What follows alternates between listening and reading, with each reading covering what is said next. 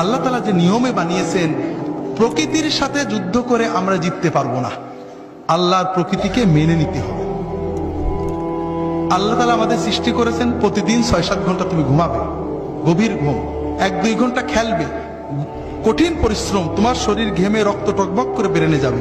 Football, হাডুডু, badminton, volleyball, দৌড়, সাঁতার, এগুলো খেলতে হবে। এরপর 1-2 ঘন্টা আল্লাহর ইবাদত করতে হবে, আল্লাহর সালাত, সিয়াম, জিকির যতটুকু পারা যায়, তাতে তোমার আত্মা সুস্থ হবে, তোমার মন পরিশুদ্ধ হবে, তোমার আত্মা, মন, দেহ সবকিছু প্রোডাক্টিভ হয়ে যাবে। এরপরে তুমি 4-5 ঘন্টা তোমার 25-এর পরের জন্য কর্ম বা শিক্ষা নেবে। এইভাবে যদি তুমি চলো, তাহলে তোমার জীবন গতিশীল হবে, তোমার জীবন ইনশাআল্লাহ মৃত্যু পর্যন্ত সচল থাকবে।